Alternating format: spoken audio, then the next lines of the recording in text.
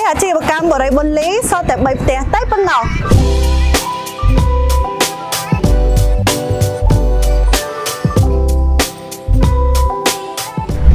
ដោយដែលបងប្អូនបានឃើញជាក់ស្ដែងទីអាជីវកម្មបរិយាបុលីយើងខ្ញុំមានការបើកអាជីវកម្មជាច្រើនព្រោះនៅជាប់ផ្លូវធំទីតាំងមានចរាចរណ៍ច្រើនហើយអ្វីដែលសំខាន់គឺមានការបញ្ចុះតម្លៃរហូតដល់$30,000ទីអាជីវកម្មបរិយាបុលីស្ថិតនៅចំកណ្ដាលតំបន់ចំការដូងដែលឆាប់នេះនឹងមានខ្សែផ្លូវសំខាន់ពីតំបន់60ម៉ែត្រមកជួបប្រសពនៅមុខបរិយាបុលីតែម្ដងរីឯទីតាំងវិញគឺត្រឹមតែ5នាទីប៉ុណ្ណោះពីស្ពានដីចំការដូងនិងមានចម្ងាយប្រហែល500ម៉ែត្រពីផ្លូវចំការដូងដែលហ៊ុំព័ទ្ធទៅដោយសហគមន៍រស់នៅធំដែលមានមនុស្សឆ្លងកាត់ច្រើនកកផ្ដល់នូវភាពងាយស្រួលក្នុងការបើកអាជីវកម្មផ្សេងៗបើកជាការិយាល័យ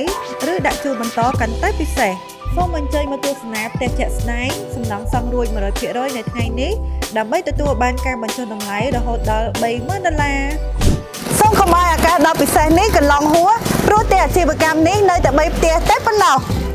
សម្រាប់ព័ត៌មានបន្ថែមសូមអញ្ជើញមកកាន់ការិយាល័យលក់បរិយាបុលីឬអាចទំនាក់ទំនងលេខទូរស័ព្ទ061 29 ការ៉េ 3